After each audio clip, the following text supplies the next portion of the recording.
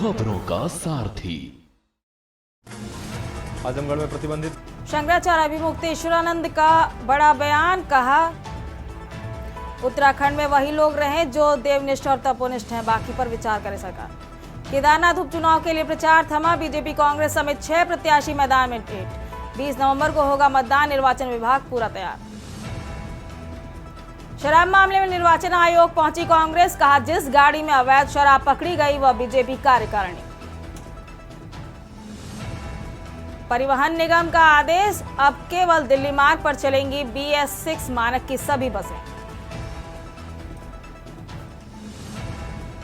सशक्त उत्तराखंड 2025 को लेकर हुई समीक्षा बैठक, गायब रहे कई सचिव, CS ने तलब कर फटकारा। आज से चिन्याली सौर में वायुसेना का अभ्यास सामरिक दृष्टि से महत्वपूर्ण है। चीन से सटा यह हवाई अड्डा 19 नवंबर से शुरू होकर 28 नवंबर तक चलेगा अभ्यास। की न्यूज, खबरों का सारथी। नमस्कार, आप देख रहे हैं के न्यूज इंडिया। मैं हूं दीपिका, आपके साथ उत्तराखंड के बुलेटिन में आप सभी का स्वागत है। और खबरों की शुरुआत करेंगे कुछ अहम और बड़ी खबरों के साथ। और इस वक्त बात करेंगे खटीमा नगर पालिका के आक्रोशित सफाई कर्मचारियों ने विभिन्न मांगों को लेकर उप जिलाधिकारी रविंद्र सिंह बिष्ट को एक ज्ञापन सौंपा और नगर पालिका में सांकेतिक रूप से तालाबंदी किया। साथ ही उन्होंने काम बंद हड़ताल की भी चेतावनी दे डाली।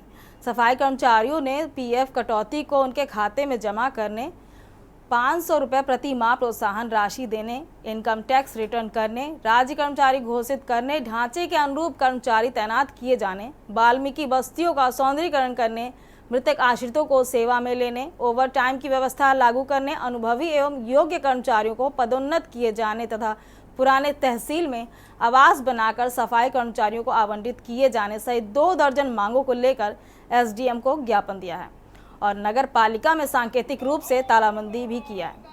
वहीं उत्तराखंड सफाई कर्मचारी संघ के प्रदेश अध्यक्ष संतोष गौरव ने बताया कि विभिन्न मांगों को लेकर पिछले 6 माह से शासन प्रशासन को अवगत करा रहे हैं, लेकिन कोई ध्यान नहीं दिया जा रहा है। वहीं उन्होंने कहा कि हम लोगों ने सांकेतिक तालाबंदी किया है और मांगे पूरी नहीं हुई तो काम बंद हड़ताल करेंगे।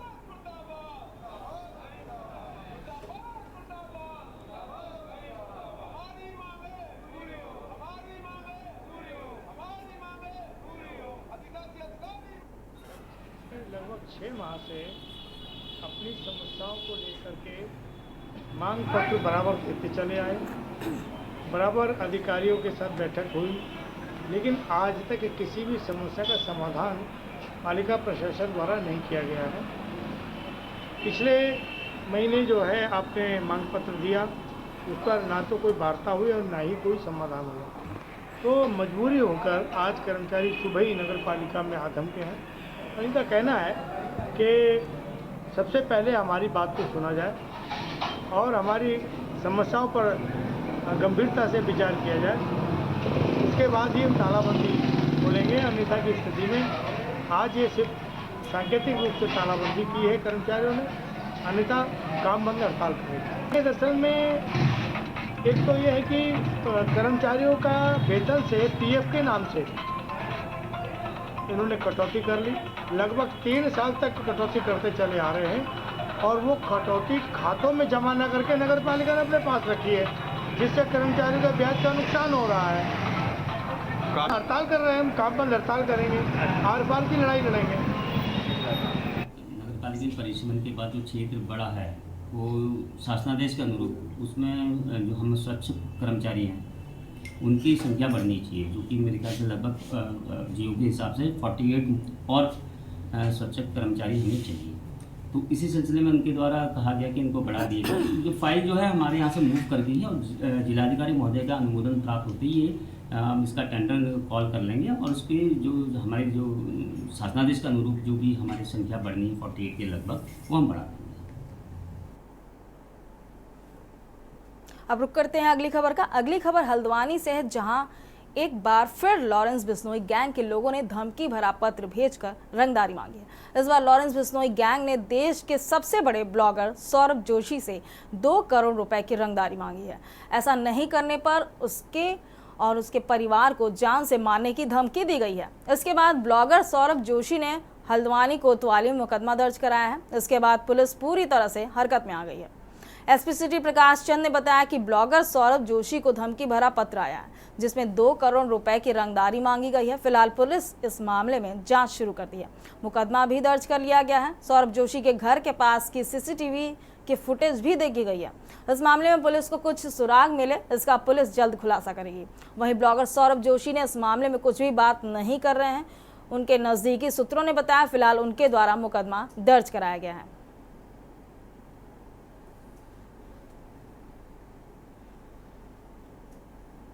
देखिए, जो यूट्यूबर सौरभ जोशी जी हैं, इनके द्वारा एक तहरीर दी गई जिसमें कि एक लेटर जो उनके घर से कोई डाल गया, उसमें 2 करोड़ रुपए की मांग की गई है।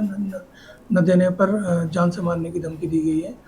पुलिस द्वारा एफआईआर दर्ज कर ली गई है सुसंगत धाराओं में एक्सटॉर्शन और जान से मारने की धमकी के संबंध में। हमने सीसीटीवी भी खंगाले हैं, कई महत्वपूर्ण सुराग लगे हैं। हमें उम्मीद है कि जल्दी इसका पर्दाफाश किया जाएगा। देखिए, सोशल मीडिया का ये दुरुपयोग है, जिसमें कि जैसा कि पिछला घटनाक्रम था, ये भी कोई फेक था, और ये जो घटना है इसको भी हम उस ढंग से देख रहे हैं, लेकिन इसमें कई चीज़ें और भी हैं। जैसी जांच पूरी होगी इसका खुलासा किया जाएगा। ठीक है। वहीं कांग्रेस अध्यक्ष के आह्वान पर महानगर कांग्रेस अध्यक्ष के नेतृत्व में दर्जनों कांग्रेसी कार्यकर्ताओं ने बाजपुर रोड स्थित अधिशासी अभियंता विद्युत विभाग के कार्यालय पर धरना प्रदर्शन किया। धरना प्रदर्शन के दौरान महानगर अध्यक्ष मुशर्रफ हुसैन ने कहा कि केंद्र की डबल इंजन की सरकार अदानी व अंबानी को फायदा पहुंचाने के लिए प्रीपेड मीटर लगाने की फिराक में लगी हुई है। इससे पूर्व गरीब तबके के लोगों को भाजपा सरकार ने इलेक्ट्रॉनिक मीटर लगाकर परेशान किया था। उन्होंने कहा कि पहले उपभोक्ता 2 माह का बिल जमा करते थे, लेकिन अब सरकार ने अपनी मनमानी के चलते उपभोक्ताओं पर 1 महीने के अंदर बिल जमा करने का फरमान जारी कर दिया। इसके बाद अब केंद्र में बैठी मोदी सरकार और उत्तराखंड सरकार अब गरीबों के पेट पर लात मारते हुए प्रीपेड मीटर गरीबों के ऊपर थोपने का कार्य कर रही है। उन्होंने तीखे लहजे में कहा कि अगर सरकार काशीपुर क्षेत्र में प्रीपेड मीटर लगाएगी तो कांग्रेस इसका पुरजोर विरोध करेगी और सड़कों पर उतरकर धरना प्रदर्शन करने को बाध्य होगी, जिसकी समस्त जिम्मेदारी शासन प्रशासन की ही होगी।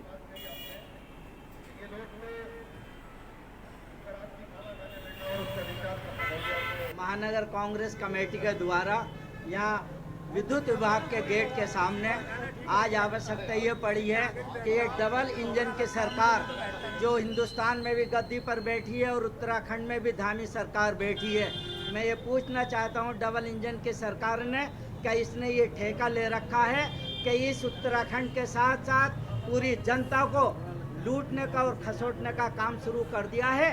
मैं समझता हूँ कि जब यहाँ उत्तराखंड में यहाँ हर एक घर के ऊपर प्रीपेड मीटर लगा दिए गए थे, तो आज ये इलेक्ट्रॉनिक मीटर लगा दिए गए थे, तो अब प्रीपेड मीटर लगाने की इन्हें आवश्यकता क्यों पड़ रही है। वहीं बीजेपी मुख्यालय देहरादून में भाजपा मुख्य प्रवक्ता सुरेश जोशी ने प्रेस कॉन्फ्रेंस कर कांग्रेस पर जमकर निशाना साधा है। उन्होंने कहा कि एक और जहां भाजपा सरकार केदारनाथ के विकास के लिए कार्य कर रही है, तो वहीं चारधाम यात्रा को सफल बनाने में लगी हुई है, तो वहीं दूसरी ओर कांग्रेस केदारनाथ की आस्था को ठेस पहुंचाने का कार्य कर रही है। सुरेश जोशी ने कहा कि केदारनाथ उपचुनाव में भी कांग्रेस जनहित के मुद्दों को छोड़ केदारनाथ की आस्था को ठेस पहुंचाने का कार्य कर रही है। ऐसे में केदारनाथ की जनता कांग्रेस को उपचुनाव में सबक सिखाने वाली है।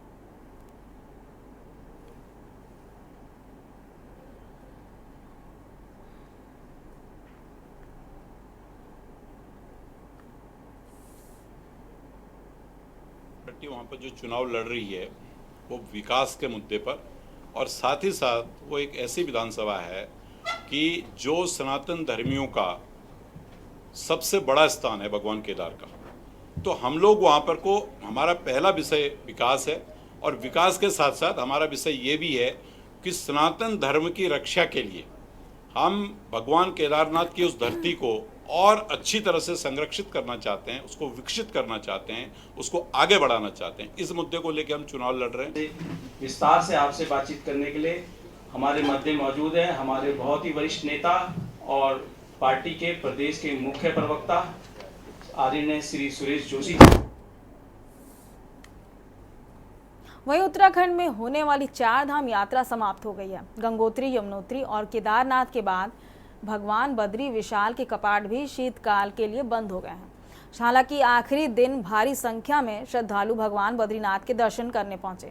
भगवान बद्रीनाथ धाम कपाट रविवार रात 9:07 पे बंद हुए हैं। देखिए हमारी एक खास रिपोर्ट। उत्तराखंड में बद्रीनाथ मंदिर के कपाट रविवार रात आधिकारिक तौर पर सर्दियों के लिए बंद कर दिए गए। मंदिर के कपाट 6 महीने बाद खुलेंगे।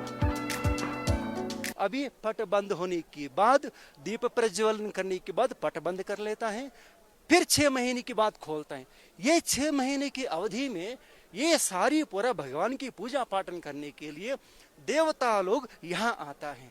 एकमात्र एक क्षेत्र है जहाँ 6 महीने देवता लोग पूजा करेंगे। हमारा प्राणनाथ भगवान बद्रीनारायण भगवान के लिए 6 महीने मनुष्य लोगों को अवकाश मिलता है।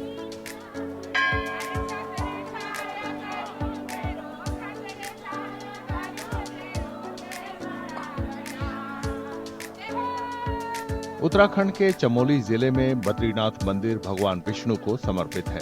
यहाँ बद्री विशाल के रूप में उनकी पूजा की जाती है। यह मंदिर 4 धाम यात्रा का हिस्सा है।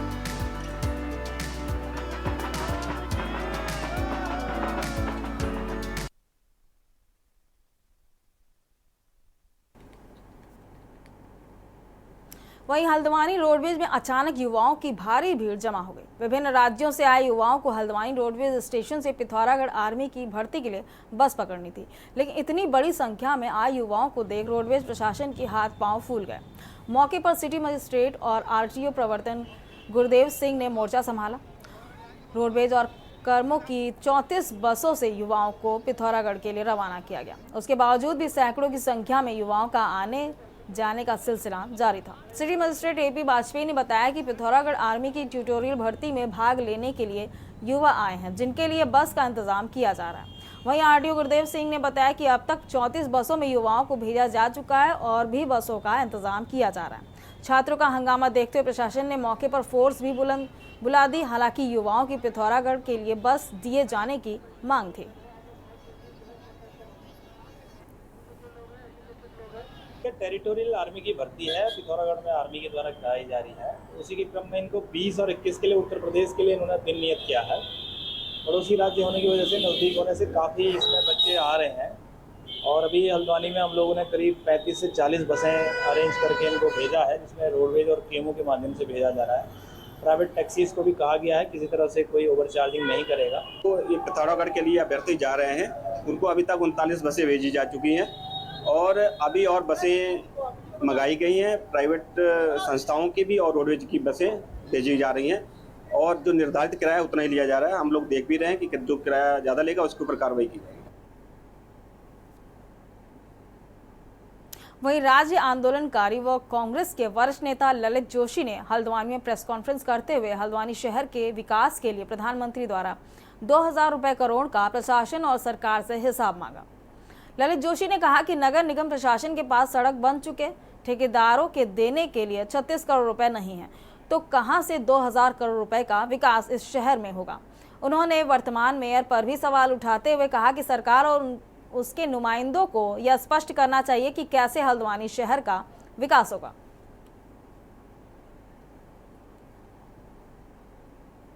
सारी बात बताई थी, मैं भी आपको दोबारा कर लेता था।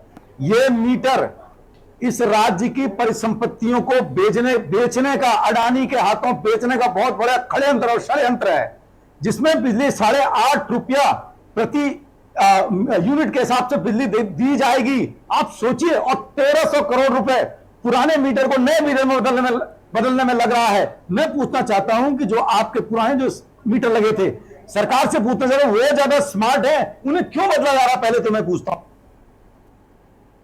खबर ऋषिकेश से है, जहां देव सुमन उत्तराखंड विश्वविद्यालय का 5वां दीक्षांत समारोह का आयोजन 19 नवंबर यानी आज किया जाना है। दीक्षांत समारोह में राज्यपाल व विश्वविद्यालय के कुलाधिपति गुरमीत सिंह, प्रदेश के मुख्यमंत्री पुष्कर सिंह धामी, उच्च शिक्षा मंत्री डॉक्टर धन सिंह रावत, वित्त मंत्री प्रेमचंद अग्रवाल भाग लेंगे। दीक्षांत समारोह में 1230 छात्र छात्राओं को उपाधि प्रदान की जाएगी, जबकि 81 छात्र छात्राओं को स्वर्ण पदक प्रदान किया जाएगा, जिसमें छात्राओं की संख्या सबसे अधिक है।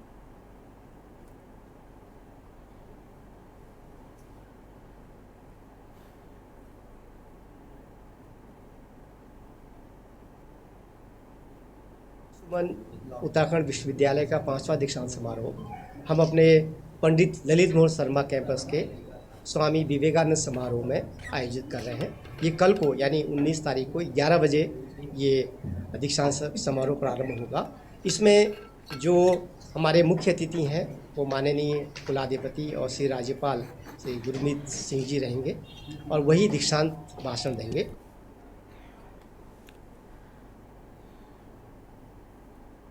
वहीं केदारनाथ विधानसभा में हो रहे उपचुनाव के लिए अब बस कुछ ही घंटों का समय शेष रह गया है। वहीं केदारनाथ में प्रचार प्रसार के शोर पर विराम लग गया है। केदारनाथ में कुल 6 प्रत्याशी चुनाव मैदान में हैं। इन तमाम प्रत्याशियों और राजनीतिक दलों ने अपनी पूरी ताकत जनता को अपने पाले में लाने के लिए लगाई है। हालांकि भाजपा कांग्रेस के बीच बड़ा कड़ा मुकाबला देखने को मिल रहा है। भाजपा प्रत्याशी आशा नौटियाल और कांग्रेस प्रत्याशी मनोज रावत दोनों ही प्रत्याशी केदारनाथ के विधायक रह चुके हैं। ऐसे में चुनावी लड़ाई काफी कांटे की टक्कर होने जा रही है। वहीं दोनों ही दल अपनी अपनी जीत के दावे भी कर रहे हैं। इस बीच भाजपा ने कांग्रेस पर केदारनाथ की आस्था को ठेस पहुंचाने का आरोप लगाया। भाजपा का आरोप है कि कांग्रेस केदारनाथ में हिंदुत्व का विरोध कर रही है, यात्रा को बाधित करने की साजिश कर रही है। ऐसे में जनता उपचुनाव में कांग्रेस को सबक सिखाने जा रही है। बता दें कि कांग्रेस दिल्ली में केदारनाथ मंदिर के शिलान्यास, मंदिर से सोना चोरी होने के साथ ही यात्रा की बहाली का मुद्दा प्रमुखता से उठा रही है, जिसको भाजपा हिंदुत्व के विरोध में बता रही है। भाजपा का तर्क है कि कांग्रेस जनहित से जुड़े मुद्दों को ना उठाकर धार्मिक मुद्दों पर ज्यादा जोर दे रही है। इस बीच चोपता में भाजपा प्रदेश कार्यकारिणी की गाड़ी पकड़ी गई। शराब ने सियासी पारे को बढ़ा दिया है। भाजपा का आरोप है कि कांग्रेस कार्यकर्ताओं ने भाजपा की गाड़ी में शराब रखकर हंगामा किया, जिसकी शिकायत भी भाजपा ने की है। वहीं कांग्रेस ने भाजपा के इन आरोपों का खंडन किया। आज इन्हीं सब मुद्दों पर करेंगे विस्तार से चर्चा। पहले ही रिपोर्ट देखिए।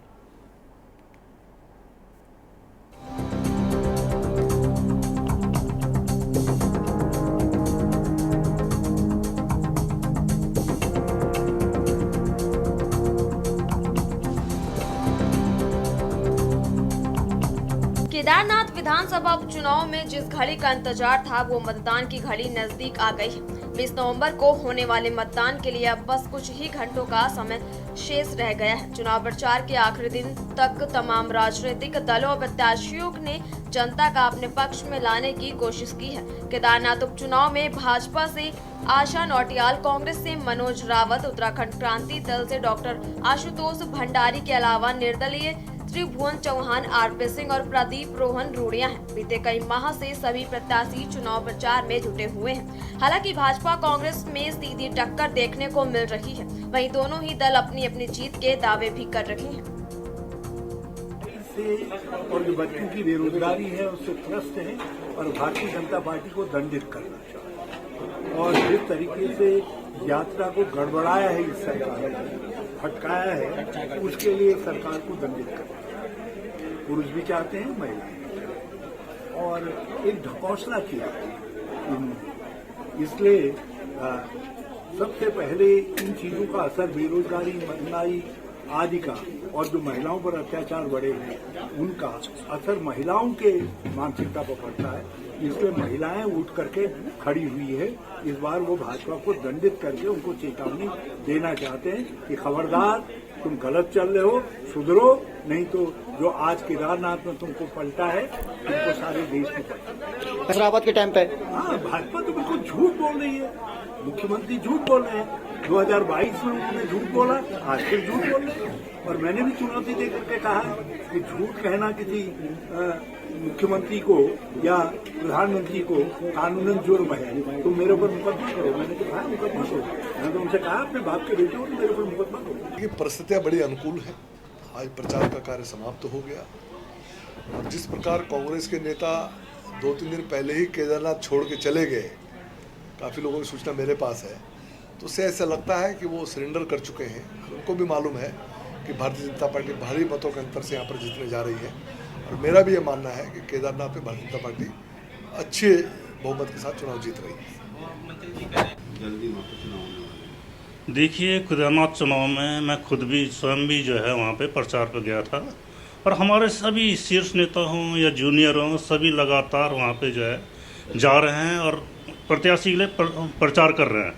और जहाँ तक हमने देखा वहाँ पे जो है लोगों का उत्साह है इस बार। सब कांग्रेस और बीजेपी से बहुत ज़्यादा त्रस्त हैं, क्योंकि दोनों में से किसी ने काम नहीं किया। बीजेपी ने तो वहाँ के जो है सब आप पूरे वहीं पे उत्तराखंड में देखिए, सारे ठेकेदार बाहर के हैं। यहाँ पे उत्तराखंड में नौकरी बाहर वालों को दी जा रही है, और जो वहाँ के लोग जो बद्रीनाथ के लोग हैं, जो जिनका यात्री सीजन से ही काम चलता था, उसके रूट को भी डाइवर्ट किया गया है। मतलब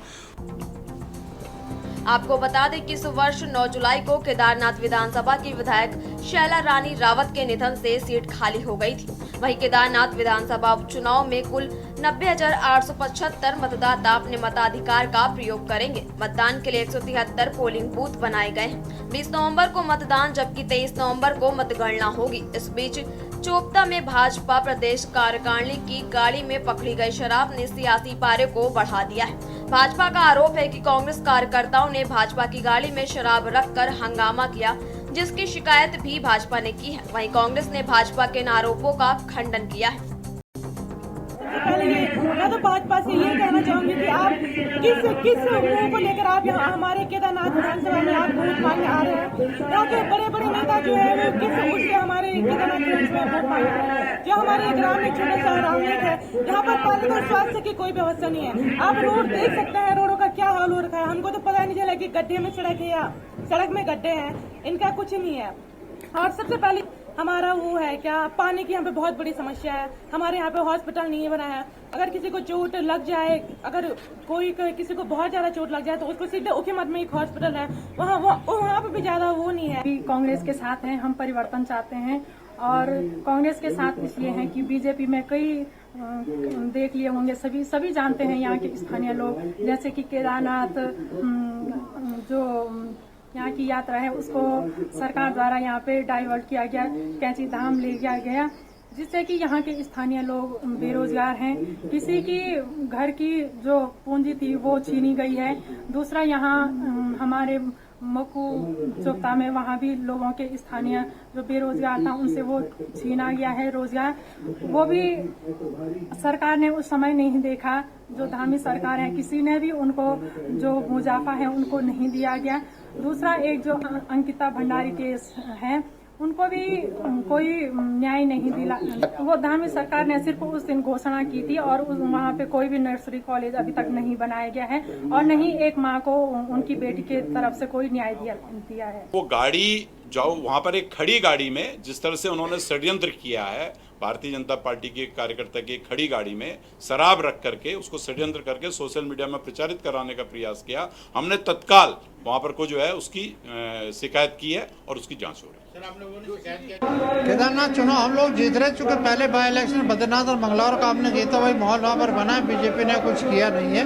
विकास का हमारा प्रत्याशी बहुत सिंसियर ईमानदार, उसके अच्छे काम वहाँ पर किए हैं और पूरी पार्टी एकजुट होकर चुनाव जिताने के लिए प्रयास कर रही है। और जो लोग जनता का मत है वो कांग्रेस के पक्ष में, फिर कांग्रेस को जिताना चाह रही। बीजेपी ने इस प्रदेश को बेच दिया। धामी जी की जो नकारात्मक सोच है, सारे उद्योग सारे वो बेच दिए, सर्वे बेच दिया, ऑर्डिनेंस फैक्ट्री बिकवा दी, वो बिकवा दी। मोदी और ये मिल गए तो उनके एजेंट के रूप में काम कर रहे। तो उत्तराखंड में एक भी काम रोजगार का नहीं हुआ, महंगाई रोकने का नहीं हुआ, पलायन रोकने का नहीं हुआ, कोई अस्पताल नहीं आपने बनाया, कोई शेड्यूल तिवारी के टाइम के वो सब ठप कर दिए। क्यों वोट देंगे लोग? लोगों को तो रोजगार चाहिए, महंगाई कंट्रोल चाहिए। कुल मिलाकर केदारनाथ उपचुनाव के लिए जिस घड़ी का इंतजार था उस इंतजार की उल्टी गिनती शुरू हो गई है। तमाम राजनीतिक दलों और प्रत्याशियों ने अपनी ताकत इस चुनावी दंगल को जीतने के लिए लगा दी है। इंतजार बस अब 20 नवंबर को मतदान और 23 नवंबर को मतगणना का रह गया है। देखना होगा केदारनाथ की जनता किसको जीत का स्वाद चखाती है और किसको हार से सामना कराती है। Uttarakhand desk report.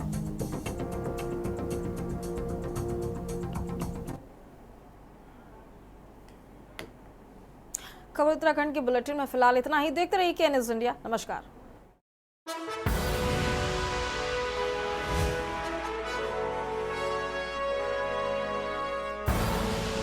आप देख रहे हैं के न्यूज़।